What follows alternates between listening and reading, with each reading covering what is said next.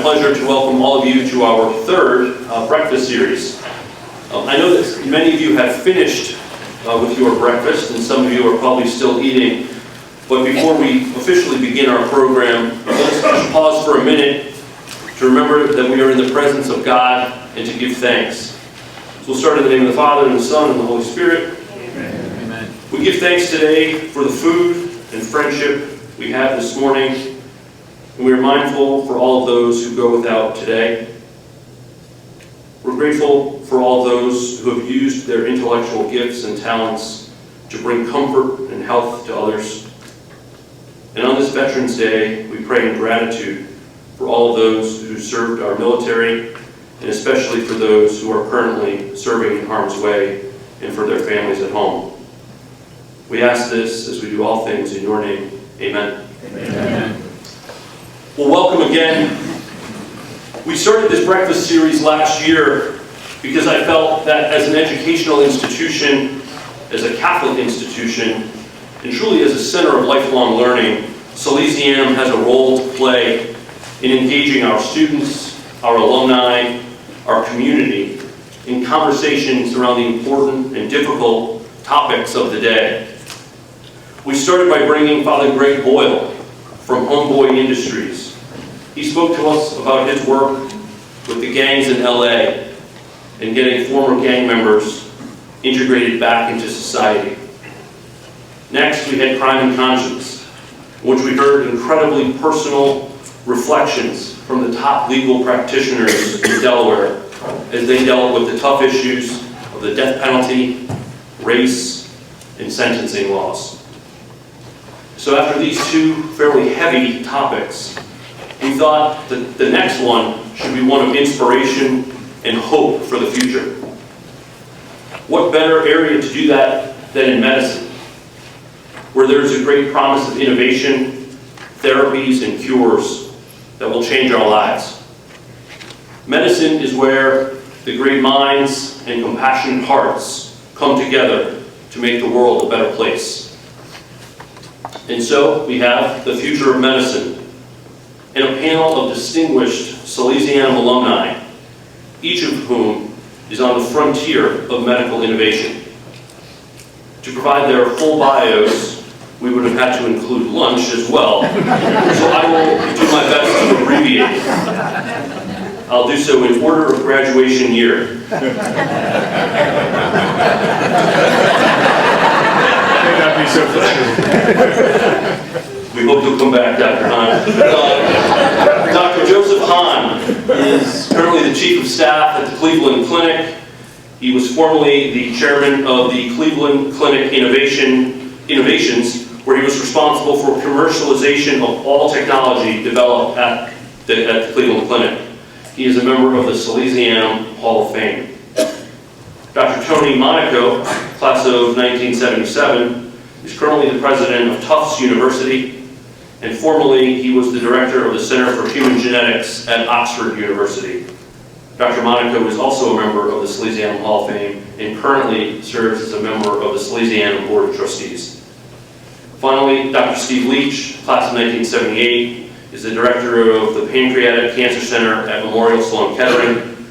Previously, he served both as chief of the Division of Surgical Oncology and vice chair for academic affairs in the Department of Surgery at Johns Hopkins. And I feel that a Salesianum Hall of Fame nomination is probably coming soon.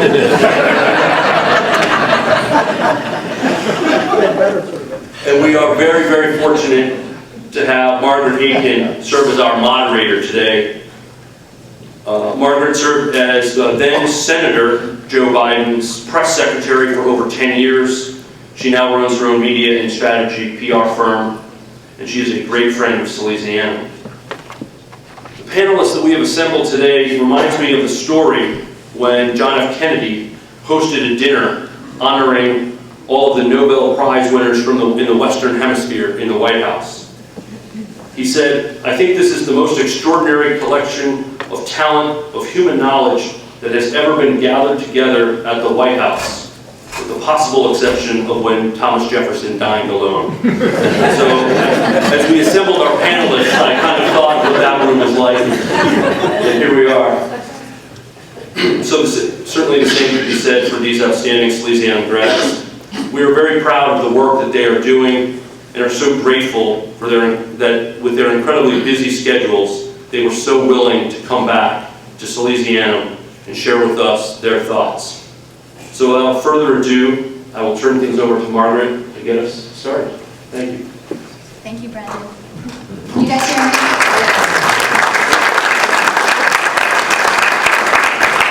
I also wanted to welcome everybody here this morning. I know it is early, trust me, so I appreciate you coming out. And I also did want to acknowledge the veterans and families of veterans in the audience, including my husband, who is a Sally's grad and a Naval Academy grad, and was in the Navy for 10 years. He is now dropping our 2 boys off, 5 and 7 at school, which I assume is sometimes more difficult than any of his deployments. So when he comes in, maybe we should give him a round of applause.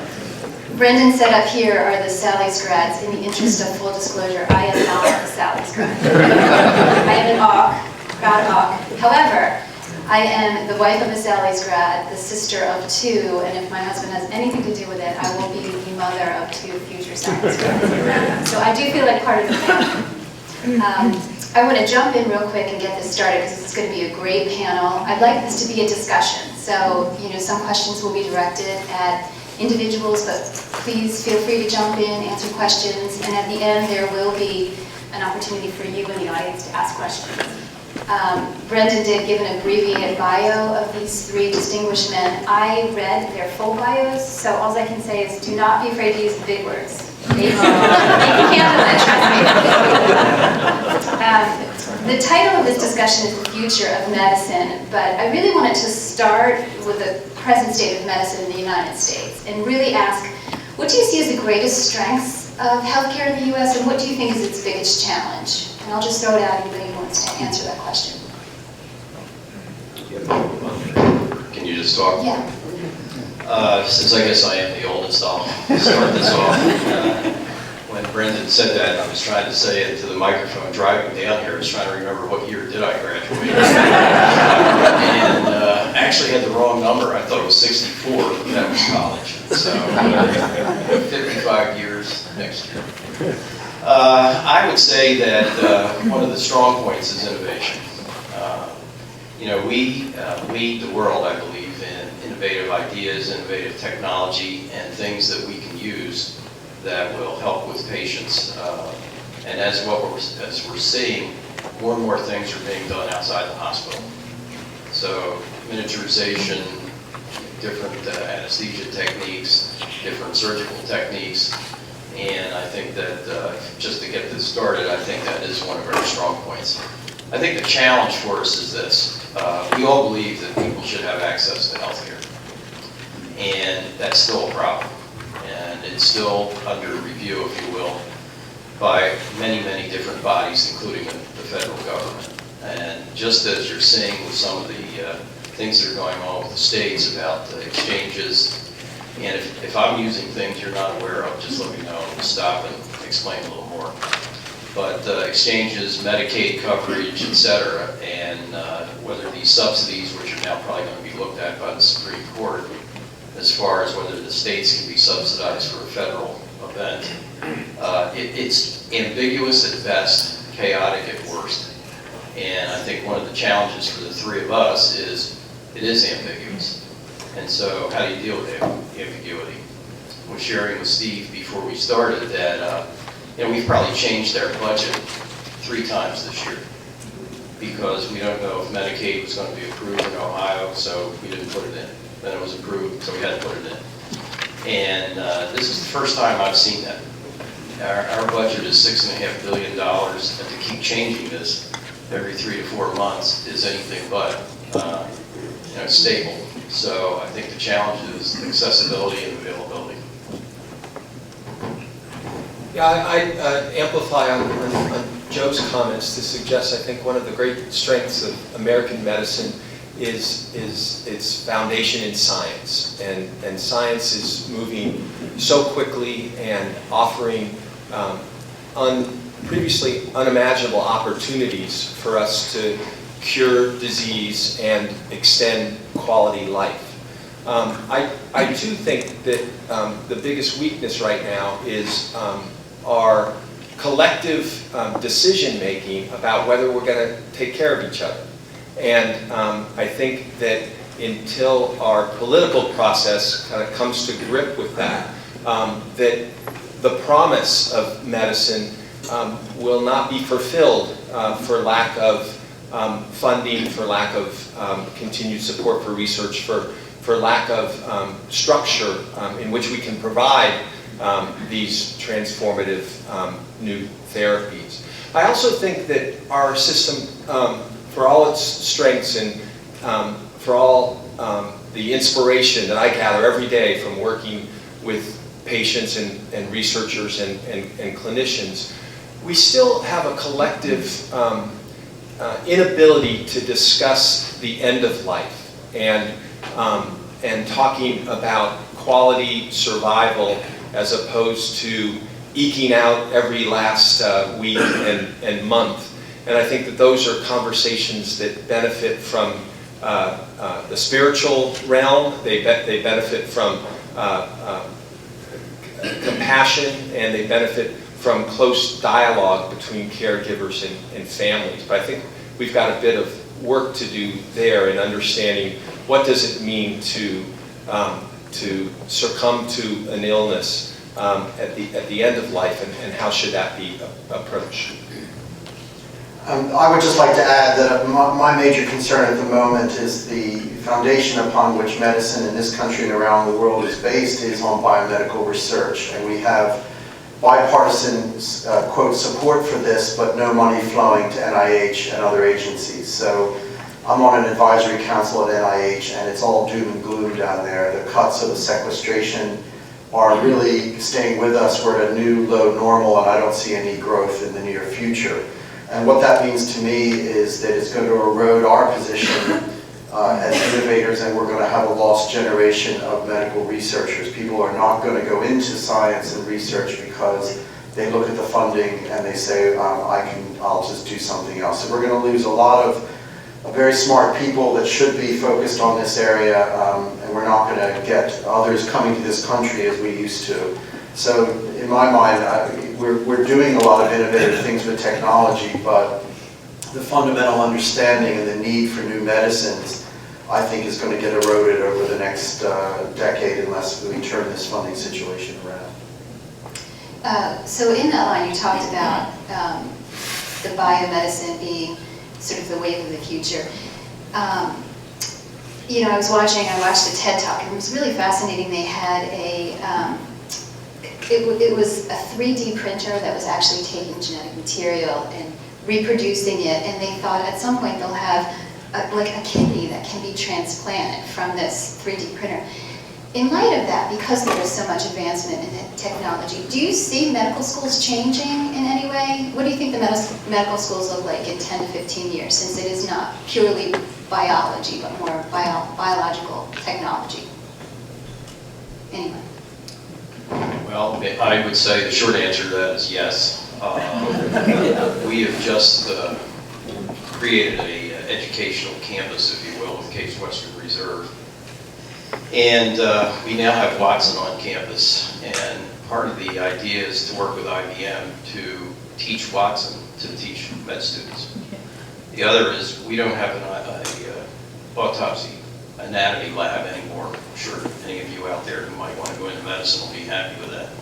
It's all done digitally, and saves an enormous amount of space, an enormous amount of cost.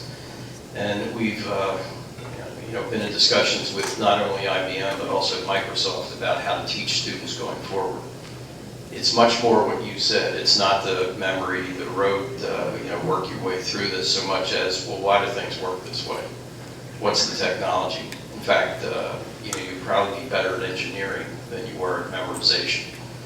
And so I think they'll be totally different. I mean, you think about some of the things, Georgia Tech teaching engineering courses online now. I don't know if we'll get that far, but certainly the way we now teach our students is everything is coordinated.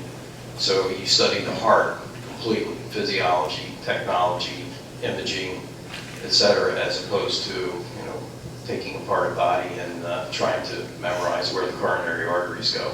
You can go right to the patient's room, see this. So it's going to be different. So Dr. Monaco, you are a geneticist by trade. And as a layperson, it seems to me that this great advancement in mapping the human genome really changed medicine, right? Sort of divided into before and after. And so I'm curious, can you talk a little bit how medicine has changed since then, and what do you see as sort of the promise of? Yes, I mean, it's interesting that the public myth is that the sequencing of the human genome really did change medicine. I think if you remember around 2001, all these genome startup companies got going, and most of them failed because the idea that knowledge of the genome was going to translate directly into new targets and therefore new pharmaceutical treatments never really materialized in the timescale people thought it would.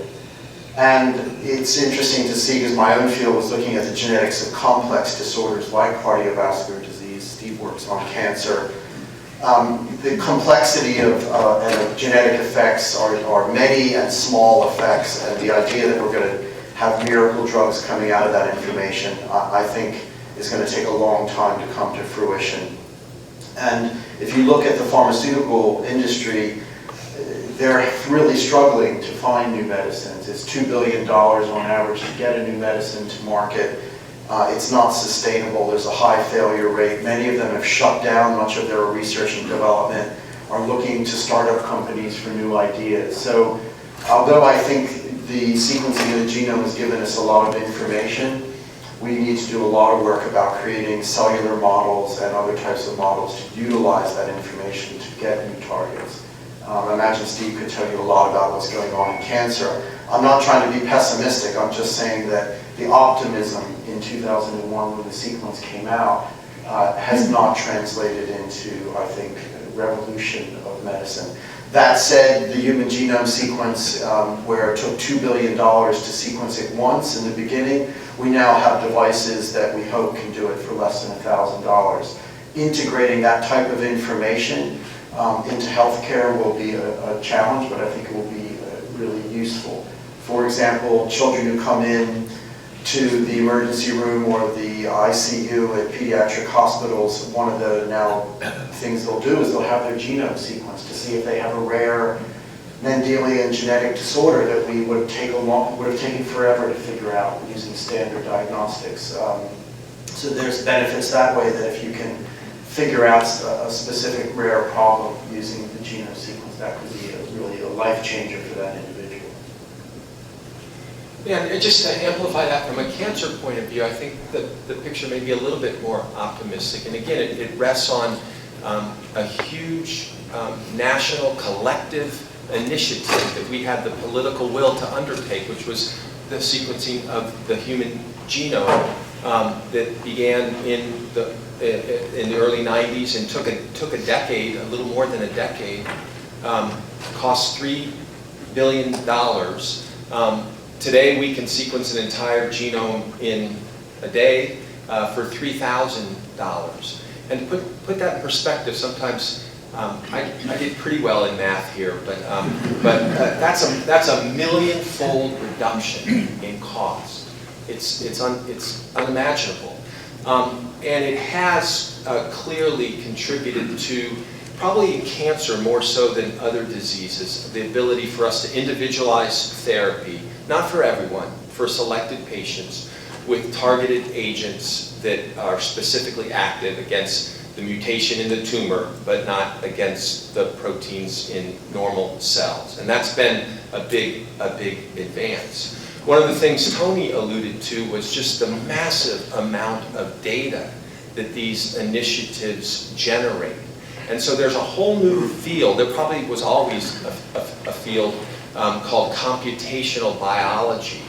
But if the young people in the room ever needed motivation to do well in math class, if they want to go on to careers in medicine, it is the hottest field. The people who know how to apply large-scale computational approaches and programming to handle this massive amount of data that we have, right? There's 3 billion letters in the human genetic alphabet, and So this is a huge challenge that medical schools and academic medical centers are currently taking on, is the ability to take all this data and make sense of it.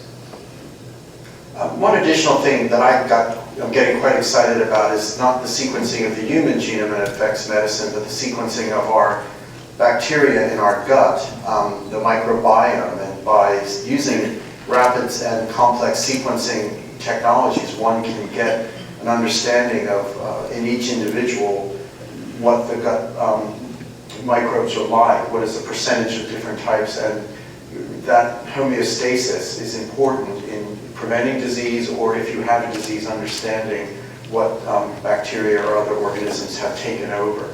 And this is a really relatively new area, only in the last couple of years, that I think is going to really affect the interaction between nutrition, disease, and other lifestyle changes that I think will have a lot of benefit to patients. You know, when people often don't understand the magnitude of the amount of bacteria that have in our guts. The most common cell in our body is a bacteria, and the bacteria in our GI tracts outnumber the numbers of cells in the whole rest of the body. And they're major drivers of disease and health, including inflammation, cancer, and a host of other diseases. The other thing I have to add is that there are an enormous number of neurons in the gut area. And there are already ideas coming out about further ways to treat emotional illness by changing your gut flora. And using fMR technology, you can actually see different parts of the brain affected by what the bacteria look like. So as both of my colleagues have said, this is beginning to be an exciting area. And who knows where this will end up, but it already is getting procedures and attempts to look and see if this will work. Just by changing the gut flora, can you change the outlook of a disease? So you touched on this a little bit. What do you think in 20 years from now? What does the best hospital look like? And how is it different from today? So that's what we look at all the time.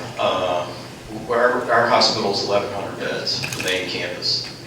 I think we'll be a 500-bed intensive care unit, and that most people will be treated at home or in ambulatory settings, and more things are going that direction. So for example, all our knee replacements go home the same day. Not all if you have comorbid problems, but if it's a straightforward replacement. It saves an enormous amount of money, and it's not that that's the only thing that's driving this. But the reality is a lot of the things we were taught, so for example, when I finished neurosurgery, we were taught laminectomy should be in the hospital for at least a week. Right now they go home that night. So they're people are much happier at home, and as long as they're not having to do too much on their own, they would rather be at home. Hospitals are dangerous places. Now, we do have 9 other hospitals in the system close by, and they take on things that are less serious, if you will. So I think you're going to end up with a wheel, hub and spoke routine where the main campus will take care of all the complex, serious illnesses, and these other hospitals will take care of, low case mix index problems, which mean less severe. But a lot of this will be done at home. We do a lot of hospice work at home, and it's actually growing dramatically.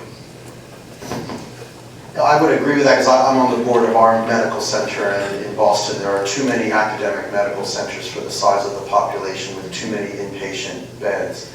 And so there's a lot of mergers and partnerships going on at the moment to try to reduce that number and create health systems which are really looking at population. I also think that the relationship between doctors and patients is going to change over time. Patients are much more consumers of healthcare now. They're much wiser with the internet, the knowledge that's out there. They're not having to come to the doctor to interpret everything like they used to. And I think that's changing the relationship, but I think in a positive way. You have to watch what's on the internet, but as these sensor technologies get better and better, home care with smartphones picking up different, if you have a wound, you could have something on it which is telling you how it's oxygenated. If the pH is changing and it might have an infection, it could actually release antibiotics. there are many things in the future that will allow a patient with minimal intervention from the healthcare system to manage their own illnesses going forward. And I think this is an exciting area and will help drive costs down. Yeah, you know, it's called telemedicine, but this is developing everywhere. So for example, our imaging department we have staff that have licenses in every state. And we read films 24 hours a day. We have people in hotel rooms in Florida reading films during the night. And no one, it's like, you know, some of your businesses, no one knows where these films are being read. They just come out with the clinic doctor's name on it, and therefore the quality is monitored by us to make sure it happens. We've just started a program for routine, and I guess surgery is never routine, that for your post-op visit, you just take a picture and get on a telemedicine setup we have. You don't have to come in and see the doctor. I think what's going to change, and you know, I'm debating this with some of my colleagues right now, everybody says, well, it's the doctor-patient relationship. You know, I've become the patient of, you know, Tony and Steve, and I can tell you, the people, the millennials, they just want to be seen. They don't care if it's 3 in the morning. They don't care about the doctor. And these things are everywhere where you can call in and be, you know, have a consult 24 hours a day, all year. And we're doing the same thing. So we have doctors on duty that basically, you call this number, you'll get an answer. And, you know, maybe go to the emergency department, but at least you'll get an answer. That's what they're interested in. So this whole sort of paradigm is moving. And to answer your question, 20 years from now, I don't know what hospitals will look like, but they're not going to look like what they are now. So I did see the Cleveland Clinic recently started putting these telemedicine sites into actually pharmacies, I think, and you know, people can go in and have a virtual visit with a doctor. Is that a good thing? Do we think that, you know, obviously more people probably would do it, but does it take that sort of human element out of it? And do you think that's an important piece? So what Mark's referring to is we have these things called health spots, which look like phone booths, and they've been deployed into college campuses, you know, Mark's, which is a company in town, to CVS, which is a pharmacy, and there are people available in these areas that are nurse practitioners, so it's not as if there's no healthcare person there. But for simple things, you know, I have a sore throat, I have a sinus infection, my ear hurts, whatever, you can go in there and it is equipped to have somebody say, well, put the otoscope in your ear. And somebody will look at it. And if it's otitis media, give it. Now, the advantage to the pharmacy, and this is why we're working with them, is you come out of the box and you go around the corner and get your prescription filled. Now, every state's different. So what works in Ohio may not work in Pennsylvania because of all the regulatory issues, but at least in Ohio. So we have these things deployed everywhere. The patients love it. You know, there's no line. They can go in, get a flu shot. And I think one of the challenges, and certainly for people that are growing up in medicine as I know it, is that things are changing. People want availability. They want accessibility. And they're willing to pay for it. And in our state, these visits are now covered by the Medicaid for $65 a visit. So, you know, the drugstores are happy, they're getting business, the patients are getting seen, the quality's being monitored, and, you know, it's actually taken off. And we're in discussions with other pharmaceutical companies for national coverage in this area. So I think one of the things we've seen, and I think Tony mentioned it, there's consolidation going on. I mean, we're about, I don't know, 5-10 years behind the airline industry. There's going to be massive consolidation, and small hospitals are not going to survive. They just can't make it on the overhead. So it's that plus, get back to your question, what are we going to look like in 3 to 5 years? You know, we'll be in pharmacies everywhere. You know, I'm not at liberty to tell you which other ones we're negotiating with, but CVS will be all over the state of Ohio. And can I just add one sort of challenge and conundrum to that, which I totally agree, is the population that is really at a disparity for health care. What was the Affordable Care Act was trying to address, whether you like it or not, was the uninsured who tend to come into emergency rooms when they're sick.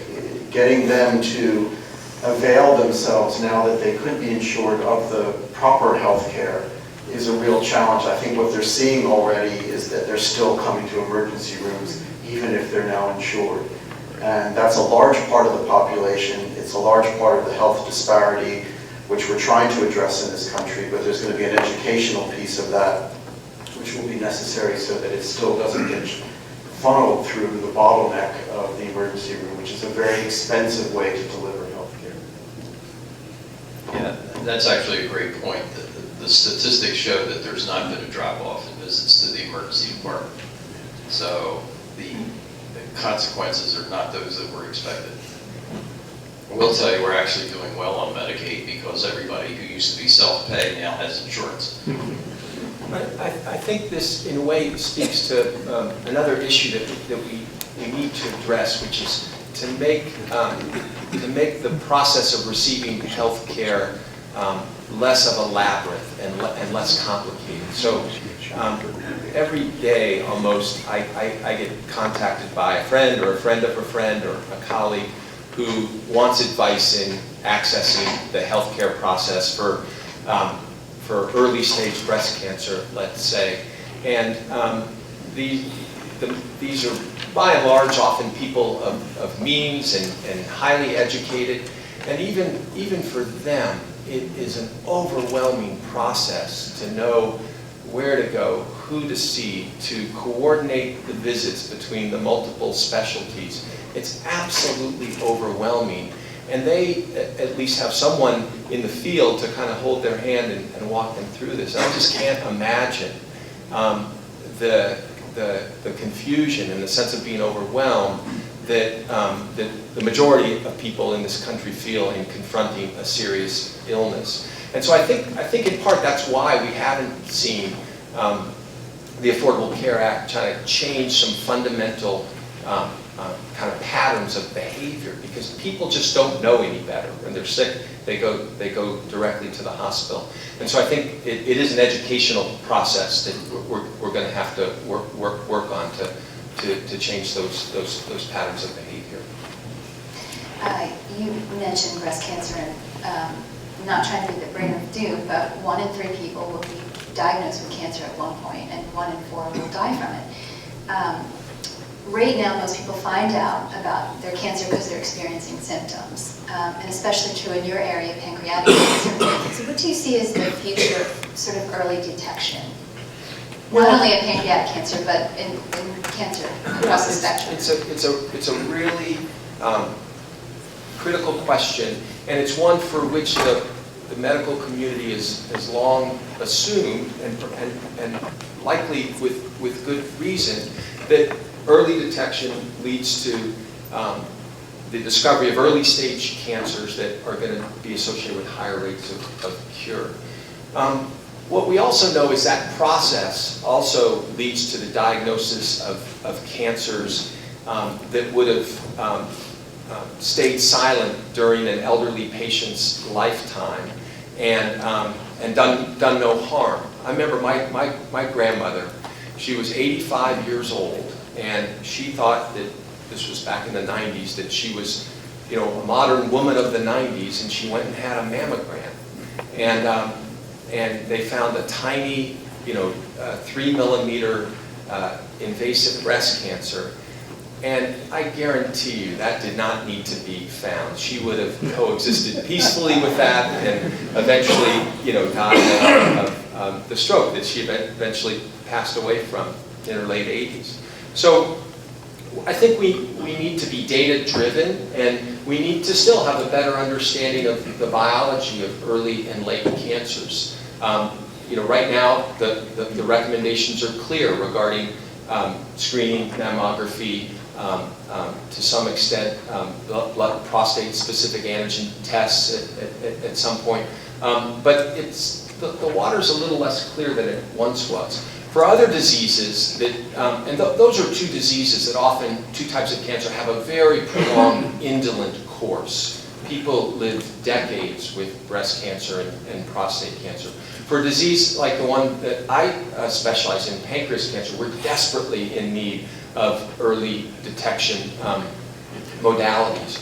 And for there's a whole other field of, you hear all these omics, genomics, metabolomics. There's a field of proteomics where it doesn't look like there's going to be a single marker, a single blood test that will lead to a diagnosis of many severe cancers. But the miniaturization technology that Tony alluded to, and the increased ability to do what we call multiplexing of assays, where on one chip we can measure hundreds of proteins.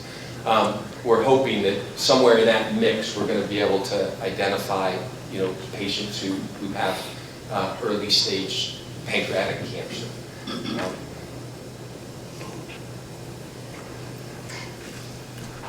So it's November, it's Pancreatic Cancer Awareness Month.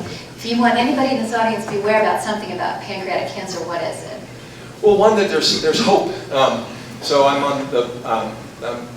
on the board of an organization called the Pancreatic Cancer Action Network, and we just launched our new campaign, which is Wage Hope. And hope can come in many, many forms. And dealing with patients who often understand that they are going to die of their cancer is a daily inspiration. And they often don't have hope for themselves surviving this disease, but they have hope of seeing their grandchildren walk down the aisle. They have hope for others. And I think that what once was a nearly fatal diagnosis, we're now extending the life of patients with pancreas cancer and more and more often curing patients. And I think that it speaks to the fact of, cancer is a very challenging disease. It has many ways to adapt to therapy. Additional mutations can happen that make it resistant to a therapy it's initially sensitive to. And it's very wily and creative in kind of surviving our attempts to treat it. But one of the things I think we will see happen is we will turn cancer, if not serious cancers like pancreas cancer, into a chronic disease like diabetes that you may not be cured of, but that you'll live with and live peacefully with. That's, I think, a very reasonable goal for the coming decade. So, so the one message I have is one of hope. Great. Dr. Monaco, there's some kids in the audience, some students in the audience. So you just recently yourself were sitting in that audience, and if you had any advice to give them if they are thinking about entering a medical career, what would it be? Well, I think try not to plan too much at the beginning, because there are so many doors that can be opened by a medical, clinical, or medical research career. I mean, going in saying I'm going to be a plastic surgeon, that's not the approach I would take. Look at all the opportunities. You will find something in that journey that you become passionate about. You'll know it, and then go for that, because I think you'll lead a very happy career if you're really following your passion. Don't listen to too much parental or other advice about what exact area you should go into. You should trust your own judgment and take advice and mentorship, but I think you'll know it when you see it, and you'll be very excited. And if I could just amplify on that, I couldn't agree more. For the young people in the audience, I think maintaining a broad educational and personal set of interests. You should, as you plan on a career in medicine, be working especially hard in your English classes, in your poetry classes. You should develop an appreciation for the arts. These are the types of experience that broaden us as human beings and make us ever better physicians and ever better aware of the human condition in all its different forms. And my other bit of advice is to just echo Tony's. You have to do what you love. It's a long road to a career in medicine, and you have to have a passion for it. And if you do, it's the greatest job in the world. They say if you have a job you love, you'll never work another day again in your life, because it's a love, it's a passion. So I just echo those remarks. Yeah, and some of you in the room know that I'm retiring at the end of the year, but I'm actually not retiring. I'm just going back to Innovations where I was working before I was asked to do this job. So I have a lot of places coming and asking me, well, if somebody was going into medicine, what would your advice be? So I think it's a very appropriate question. And I would certainly second what my colleagues have said, but I've given this a lot of thought, and if you think about it, it's the only profession where total strangers tell you things they won't even tell their family. Think about it. And what you end up doing is relieving suffering, whether it's emotional, physical, or both. And I can't think of anything that is that responsible and anything that is that exciting. And you get feedback from the fact that you interact with people in the state and they do well. And they like to tell you about it. And so it really is something that I don't think exists anywhere else. And that is relieving people's suffering. The other thing that just recently happened at work is one of our neurologists said, we also have to think that you give people time. And I can't tell you how many people have said to me, you took that tumor out and I got to see my kids grow up. I got to see my daughter get married. Just within the last week, a patient said, you gave me 8 years. And I can't think of anything that would top that. So, it's a great profession. And as my colleagues have said, it is wide open what you may want to focus on, whether it's genetics, engineering, imaging, wide open. But the overriding thing is you relieve suffering and give time. I know some folks have to get to work, so we wanted to make sure we had time for some audience questions. And I think Dr. Kuzel, you had your hand up earlier. Yeah, hi, I'm Anthony Kuzel. I'm a practicing physician. And Joe, I agree with your remarks. My own son, who's a physician, however, wants to discourage his grandchildren from going into medicine because of all the hassle that we're all going through today with the different insurance plans and the like. I still think it's a noble profession, but the cost keeps rising, of course. I don't know how many of the residents at Christiana Hospital are $200,000, $300,000 in debt. The debt that if they go into a specialty like family medicine, they may never recover. I don't see an easy answer to this. I'm not sure how to advise my own grandchildren about a career in medicine. And one of the reasons is cost, but also the increasing hassle that we face. I just wanted to say real quickly, my best friend Claire's in the audience. She's a physician also, and that was a question that she had, so I do think it's a pretty common question that a lot of physicians are facing.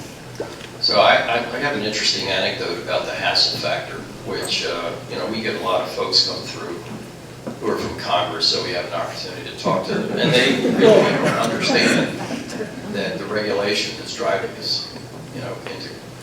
But the clinic sent me off to business school when I became chair of surgery. Now, I had no interest in going, didn't want to go, it was a lot of money. And we were doing just what you just said at one of the early classes. We were complaining about the fact that we have all these regulations coming at us, and I mean a lot. And the people there in the other industries all said, oh, stop whining. We've been dealing with this for 50 years. So the people in banking, automotive, airlines said, this is just the way it is. So get used to it. And I don't think that's a very happy answer, but believe me, we've just gotten used to it. So like the Affordable Care Act, and I was talking earlier about ambiguity. Well, now that the Republicans have taken over Congress, it's like, well, who knows what's going to happen over the next 2 years, if anything.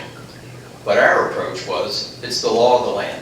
We're going to deal with it, we're going to support it, and we're going to do the best we can. And if it changes, we'll change. But right now, we're not trying to change it or undermine it or anything else. We're just trying to figure out how to keep going. As far as the debt load, I don't have an answer for that. I agree with you. CMS does not appear interested or willing to keep underwriting medical education or residency education. And yet I think it's a responsibility of the government to provide care for their citizens. So we are on a crash course here. I'd like to address, as a president of a university, the cost of higher education. So it's interesting, when analysis has been done, why has higher education tuition costs been much higher than inflation? It's because it's a personalized service delivered by individuals who are highly trained, many MDs and PhDs. So it's not like any other industry where you can drive costs down, by making cars on an assembly line faster and more efficiently. That said, we've, at least at Tufts and a couple other higher education institutions, have started thinking about two areas: our administrative costs. We have 8 different schools at Tufts. Each of them has their own administration, which has grown up sort of organically. They don't have common systems. They do things differently. We are trying to create an administrative structure where many of those back office functions are now going to be shared between the schools, and we're just launching that in December. We hope that this, plus renewing contracts on goods and services, will drive $15 million a year out of our budget.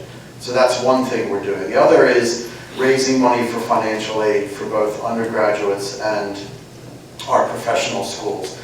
And as you said, trying to get people to go into family medicine, knowing they're not going to make as much as a specialty, but still landed with the same loans and costs for medical school. We have also pitched to many of our donors whether they would consider financial aid specifically in the 4th year for those who are considering family practice. So that we do this at the undergraduate level. We have the ability to forgive loans because of a donation if somebody's going to go into a public service job like teaching, for example, or a government position, knowing that they'll have a lower salary. We'll forgive their loans on a year-by-year basis based on the endowment gift. So there are ways to raise money that help incentivize people to go into service jobs and societal need jobs coming out of both undergraduate and professional school. And we have to do all we can as leaders in higher education to change the way we work to make it more efficient. And that's one thing we're trying very hard to do.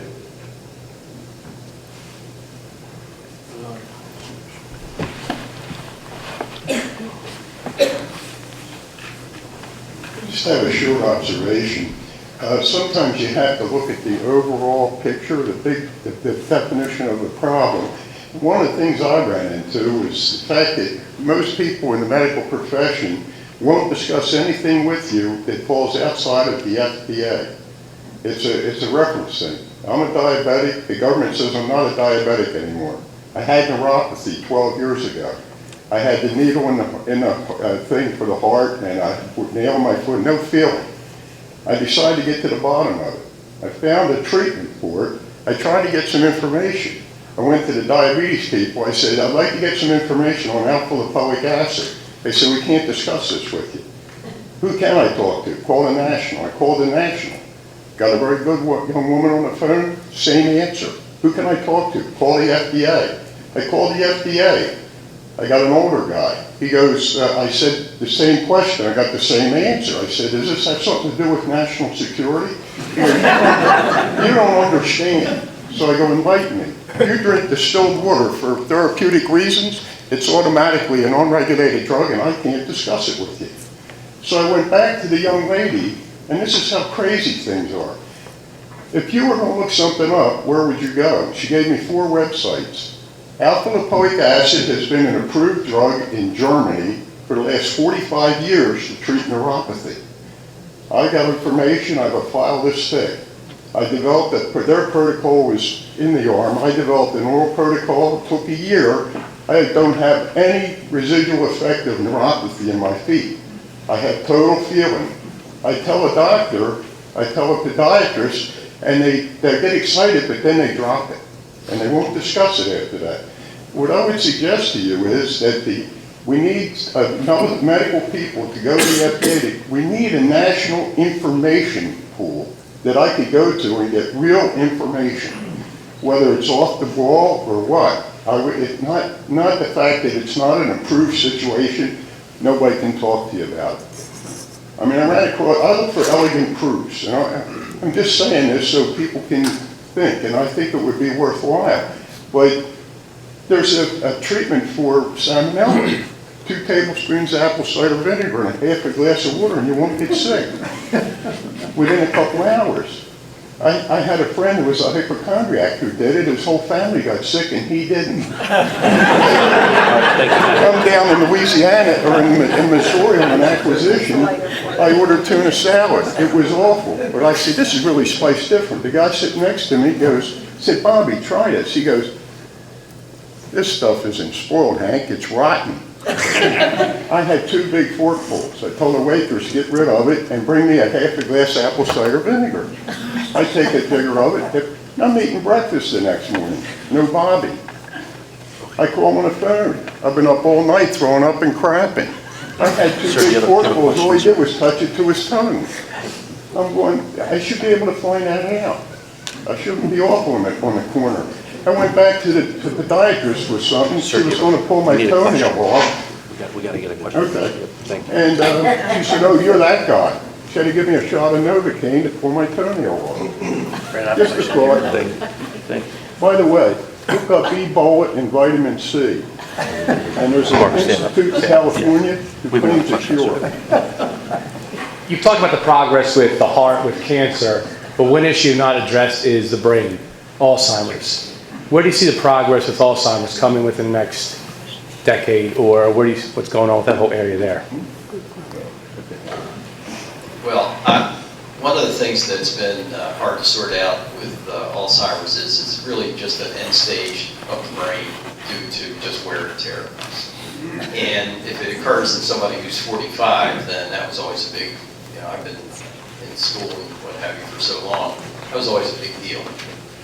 And had a name like that. None of us are too sure of what it is. I mean, amyloid collects in the brain is a product that's wasteful, that just doesn't get cleared. There's been some thought that Alzheimer's is type 3 diabetes for all diabetics in the room, where you can't get insulin to work well enough to get the glucose into the neuron. There are folks who think it's due to small vessel disease from hypertension. And so it just goes on and on and on. We're still looking for, what is the etiology of Alzheimer's. It is going to be an enormous burden to the health system.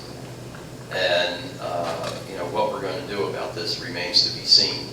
But as we're all living longer and being kept alive by various treatments, this is going to be a real issue in the next 10 to 15 years. And so probably more money, and you've heard the issue about money's not available. More money will be directed towards trying to resolve, well, what is the issue? Is it just a metabolic issue that as you get older, this happens to some people, but not all? Or is it truly an illness or a disease? So I would say you have to stay tuned for that one. The imaging technology is getting better and better, so you can actually see the deposits. But it used to be when I started, you had to do a brain biopsy to convince them. So it was a tour de force to get it done. Hi, speaking of that nobody really knows what the etiology of Alzheimer's is, and also your comment about the microbiome, which I'm very scared about this microbiome and what we're doing to our children by hitting them with antibiotics for repeated ear infections. And there's been some theories, and I'm a radiologist, but so I don't get into all the research about cancer and things, but there's been theories that a lot of cancer, heart disease even, possibly dementia, is somehow infectious in origin. And I just wonder if you guys could talk about that in the microbiome. Well, a common thread in all of those diseases is inflammation. And it's very clear that specific species of bacteria in the gut can drive inflammation, not just in the GI tract, but in the entire body. And I think that's a wave of progress in medicine that is in its early phases. The recognition that inflammation of the gums puts us at a higher risk for heart disease, and that we really are a unified organism with all these other organisms residing in us. So I think in cancer, there's a huge amount of interest in anti-inflammatory therapies, not just aspirin or Motrin, but specific drugs that target the mediators of inflammation in the body as ways to not only prevent cancer, but also to decrease the morbidity from a number of other illnesses you mentioned. And just I think that you pick up on the need for more interdisciplinary approaches to disease, where before it would have been in a silo, a particular discipline you would approach it. Thinking innovatively, you need to bring in nutritionists, you need to bring in engineers, you need to bring in biomedical researchers, mathematicians, computational modeling together to work in teams on these problems if we're really going to make headway. And I think this is particularly true in thinking about the microbiome and inflammation as it affects many different chronic diseases. And this is really suddenly taking a lot of notice around the country. We, at the chance of sounding heretical, we started a wellness institute about 5 years ago. And for example, we do not hire any smokers. And we were told we'd be sued and one thing and another. Well, we didn't get sued. We have 40,000 employees and none of them smoke. And the statistics, anywhere from 50 to 70% of the disease burden is due to behavioral issues. People drink too much, eat too much, smoke too much, whatever. We just recently started Chinese herbal medicine. Now, if you don't think the traditionalists at our place went a little nuts, but we're open to trying. To get to the point you made, we now are starting a whole program on nutrition, and we're going to teach nutrition in the med school. I can tell you, I don't have any recollection of med school and hearing about nutrition when I was at school, and I sure as heck didn't hear it as a resident. But people are now beginning to believe more and more we are what we eat, and we can make ourselves well, or we can make ourselves unwell. It's your choice. Take a student question. Hi, my name is Eddie. I'm a senior here. Recently we started a research paper for our English class, and somehow I got involved in the topic of cholesterol.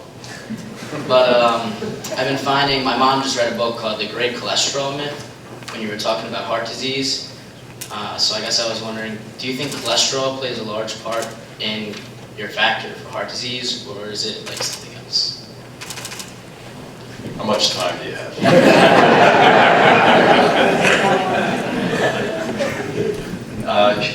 The short answer is that your body makes cholesterol.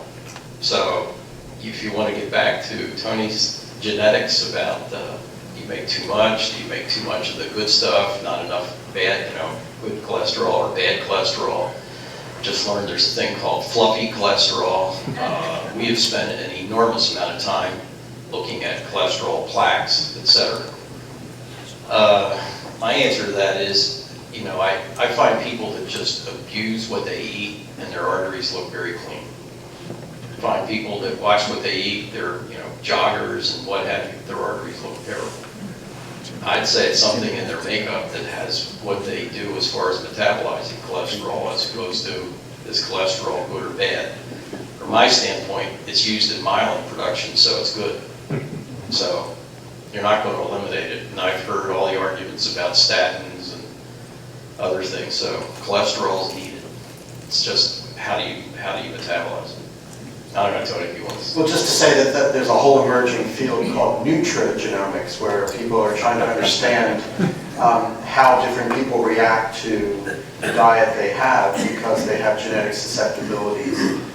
There's also been, I think, a turnaround in thoughts about the health of eating certain types of fats compared to a carbohydrate-rich diet. I think the jury's still out on that, but it's been interesting to see what is many people in the room grew up on is that you should eat a low-fat diet, but that's okay to stuff yourself with bagels. That's not true right now. I mean, people are thinking completely differently about low carb and more protein, etc. So it's an interesting time. I think nutrition as he said, is going to be a big area for the future and a consumer area. I know we promised everybody we'd get them out by 8:30. I hope you guys can stick around for a couple more questions because I know some folks have some questions.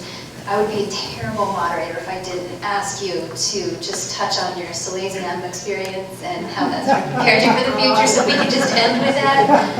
That would be great. You know, I would be glad to do that. I think this school is wonderful. And, you know, I was here a long time ago. In fact, I started at 8th and West. And I don't know how many in the room remember that. And we were in class. And then we moved out here, and I think I was in the first class to graduate.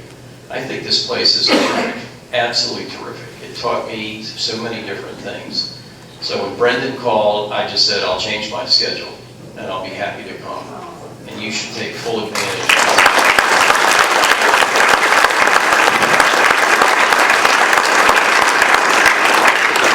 For me, I went here the final 2 years of high school, and it changed my life. It was the first school I'd ever gone to where it was kind of cool to be smart and to do well. And so I look back. I was one of the captains of the football team, and I treasure those experiences. I treasure the experience of Mr. B's biology class, and it's that kind of balance I think makes this a wonderful and special place, and I'm grateful for the chance to come back.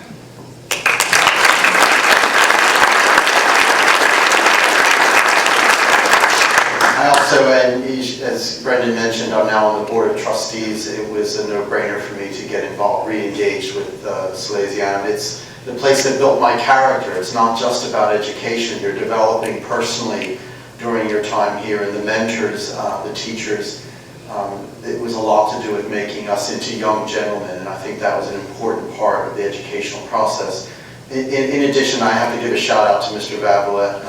He was a great mentor to me, and I know he has been to generations of Sally's graduates about thinking about your future, what's possible, and pushing me, pushing all of us to higher standards and being aspirational in what we want to do, not just taking the norm as the status quo. So, thank you.